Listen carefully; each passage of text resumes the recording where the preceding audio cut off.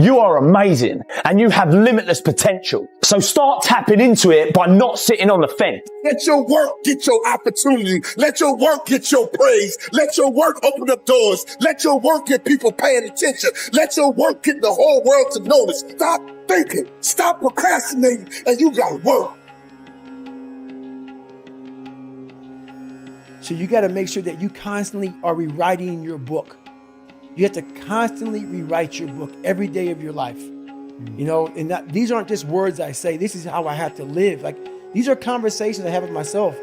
And I say it everywhere I go. The most important conversation when you have with yourself. Yes. You live with it every single day. But most of our conversations are not the right ones. They're not the ones that are going to push us to the place we need to go.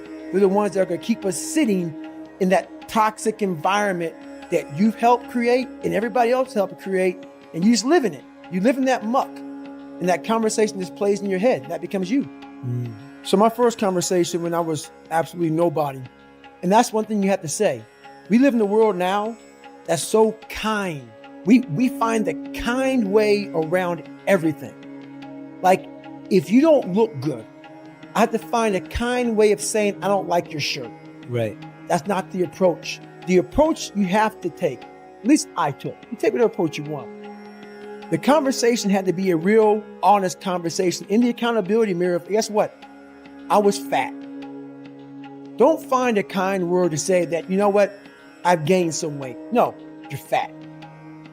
When I couldn't read, not like, hey, you know, even learn disability. No, I cannot read.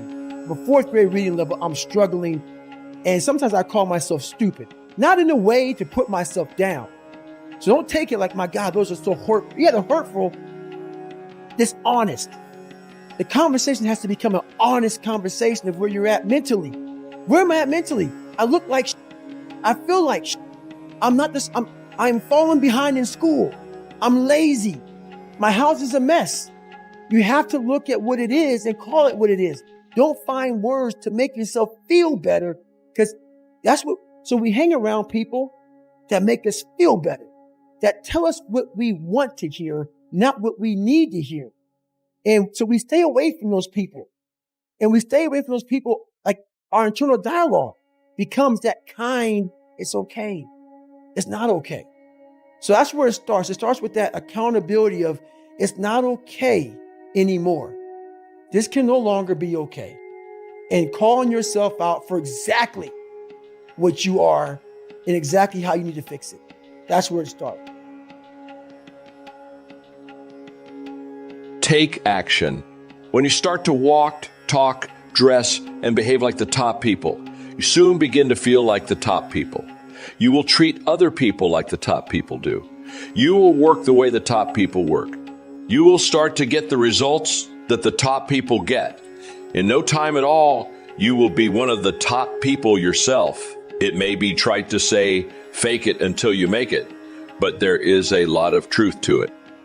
Your main job in life is to create the mental equivalent within yourself of what you want to realize and enjoy in your outer world. Your focus must be on creating the beliefs within yourself that are consistent with the great success you want to be in your outer world.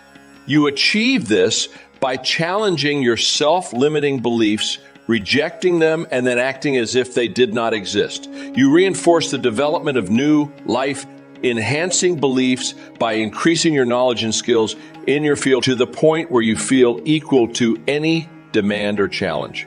You accelerate the development of new, positive beliefs by setting bigger and more exciting goals in every area.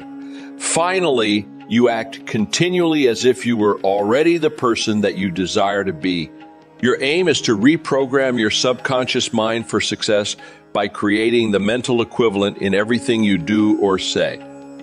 Make a decision this very day to challenge and reject any self-limiting beliefs that you might have that could be holding you back. Look into yourself and question the areas of your life where you have doubts about your abilities or talents. You might ask your friends and family members if they see any negative beliefs that you might have.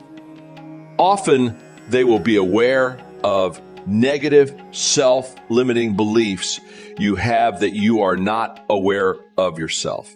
In every case, once you have identified these negative beliefs, ask yourself, what if the opposite were true?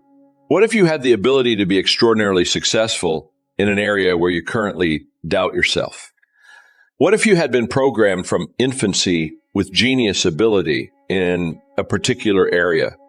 What if you had within you right now the ability to earn and keep all the money you could ever want throughout your life? What if you had a golden touch with regard to money? If you absolutely believe these things to be true, what would you do differently from what you are doing today? Your beliefs are always manifested in your words and actions.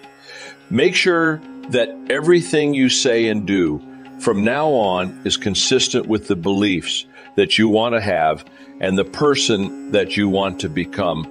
In time, you will replace more and more of your self-limiting beliefs with life-enhancing beliefs. Over time, you will completely reprogram yourself for success. When this occurs, the transformation that takes place in your outer life will amaze you and all the people around you. Persistence is self-discipline in action. Your ability to persist in the face of all setbacks and temporary failures is essential to success in life. Napoleon Hill said, "Persistence is to the character of man as carbon is to steel. The primary reason for success is persistence." And, likewise, the primary reason for failure is lack of persistence, quitting too soon. There is a direct link between self-discipline and self-esteem. Each time you discipline yourself to do what you should do, when you should do it, whether you feel like it or not, your self-esteem increases. This, why there is direct relationship between self-esteem and persistence. Each time you persist and force yourself to continue on, even when you feel like quitting, your self-esteem goes up. Each act of self-discipline strengthens every other act of self-discipline. Every act of persistence strengthens every other act of persistence. When you discipline yourself to persist over and over, you like and respect yourself more and more. You become stronger and more confident. Eventually, you become unstoppable. Persistence is its own reward. Every time you force yourself to persist on a task, whether it is large or small, you feel happier and better about yourself. When you go the extra mile and do more than you are paid for or more than is expected, your self-esteem goes up. You feel more powerful and in greater control of your life. In your career, when you go the extra mile, you put yourself on the side of the angels. The primary difference between winners and losers in life is simple. Winners never quit, and quitters never win. You can increase your ability to persist by talking to yourself positively. Say these words: I am unstoppable. Before you begin any major undertaking, pre-program yourself by telling yourself, I never give up. Before you can achieve anything worthwhile in life, you have to pass the persistence test. This is usually a snap quiz sprung on you unexpectedly with no warning. You suddenly face a major setback, problem, temporary failure, or even a complete disaster. When this happens, remind yourself that this is the testing time. This is when you demonstrate what you are really made of. This is when you show yourself and others the strength of your character and your true determination to succeed. Your ability to respond effectively to setbacks. Your level of response, ability, is the measure of your readiness to succeed. When you experience a major setback or problem, you will feel temporarily stunned. This feeling is very much like a punch in the emotional solar plexus. You will be stopped for a few seconds or a few minutes. During this period, you will often feel discouraged or experience self-pity. You will say, "Why me?" However, it is not how far you fall that counts, but rather how high you bounce. Your aim is to bounce back as quickly as possible. Resilience in the face of unexpected reversals is vital to long-term success. Remember the warrior's creed: I will lay me down to bleed a while, and then rise and fight again.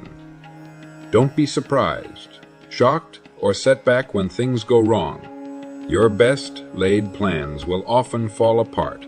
Instead, expect disappointments and setbacks as a part of life. Take a deep breath, pick up the pieces, and continue onward.